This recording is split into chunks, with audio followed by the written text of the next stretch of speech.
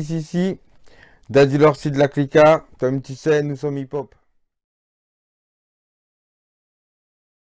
Moi, je suis Daddy Lorsi de la Clica, un rappeur issu des années 90. Le premier maxi il est sorti en 93, les Jaloux Jaloux Freaky Flow.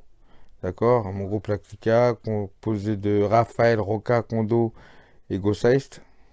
Et DJ Lumumba, DJ Gallegos. Pour Arsenal Productions, c'était en 93. On était un groupe avec 5 styles différents. Puis aussi des textes engagés, d'accord, des textes du rap conscient, je veux dire. Je me considère pas comme un rappeur, je me considère comme un MC. Un MC, il a un message à passer, d'accord. Même si c'est un texte égocentrique, si tu prends mes musiques, il y a toujours un petit message dedans. Parce qu'on doit passer toujours un message. Moi, je suis entré dans le hip-hop dans les années 80, moi. Avec le breakdance, le smurf, d'accord, donc Sydney forcément, les Paracity Breakers et tout ça. Et après, j'ai continué. Après, il y a eu le tag. Après, il y a eu les gangs avec les Black Dragons, d'accord, on chassait les skins. Parce qu'on parle de hip-hop, mais il y a aussi le hip-hop qui défend des valeurs. Et moi, je cherche toujours à défendre des valeurs. Donc aussi du social et de la politique, donc avec le Black Dragon. Voilà. Dédicace à Joe Dalton, Jim Tono, Michael, et j'en passe. Quelqu'un qui est hip-hop, c'est quelqu'un qui est combatif, d'accord? Donc de combatif, de cultivé. Parce que lui, quelqu'un qui fait du hip-hop, il s'intéresse à la vie sociale, à tout ce qui se passe autour de lui. Il a un avis, d'accord? C'est pas de la rébellion, mais c'est pour dénoncer aussi des choses qui ne vont pas. C'est pour aspirer à quelque chose de meilleur. Donc forcément, et c'est pour aussi s'affirmer aussi. C'est pour ça que le breakdance, des phases de dingue, des graphes gigantesques, le rap, des punchlines, des jeux de mots, toujours quelque chose qui est pas pour affirmer son identité et aussi regarder ce qui se passe d'abord dans la société et dans la vie de tous les jours. C'est ça le hip-hop, c'est pour ça que les mecs, les b-boys, on dit les b-boys, ils sont habillés en street, la rue, on dit la rue, parce que c'est quelque chose qui touche les gens de tous les jours. Déjà, les valeurs du hip-hop, c'est le respect, être cultivé, d'accord, avoir une identité. Déjà, t'as les trois, déjà t'es hip-hop. Tu vois ce que je veux dire? C'est une question de transmission. Et aussi de passion. Parce que la musique aussi, nous on fait du hip-hop. Ça veut dire que c'est une musique, c'est comme de la boxe, c'est comme le basket. Hein. C'est de la musique qui est tellement forte. Donc ça veut dire que c'est un partage de connaissances et d'expériences.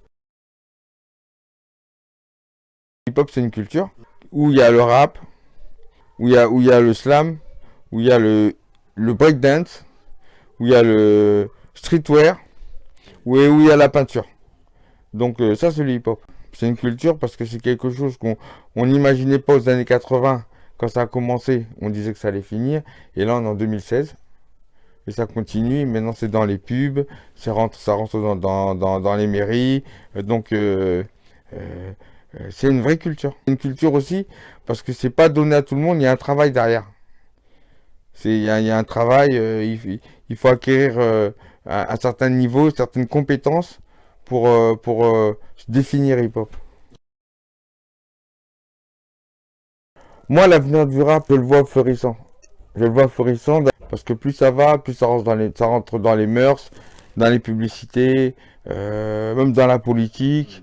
Maintenant, il y a des rappeurs qui se font citer même dans des, dans des débats. Donc, le rap, il devient florissant. Ça veut dire que ces artistes qu'on sous-estimait, qu'on traitait de délinquants ou d'ignards, aujourd'hui, ils intéressent tout le monde. Rap. La trappe, c'est une figure du style de rap. Ça veut dire que oui, c'est nul là. Non, c'est nul la trappe. Hein, non, non, non, non, c'est pas vrai. Un singe qui veut pas atteindre un fruit, il dit qu'il est pourri. Ça veut dire parce que tu n'arrives pas à le faire que tu critiques. Tu vois ce que je veux dire? Non, moi j'aime bien la trappe. Après, ça dépend ce que tu développes. C'est comme ce qu'on disait du rap, jusqu'à ce qu'on s'intéresse au texte. Ça veut dire qu'après, c'est toi qui développes, c'est toi qui remplis ton sac. Tu vois ce que je veux dire? C'est toi qui remplis le texte. C'est ce que tu dis qui est mauvais. C'est pas la faute de cette figure de style qu'on va. Tu comprends ce que je veux dire?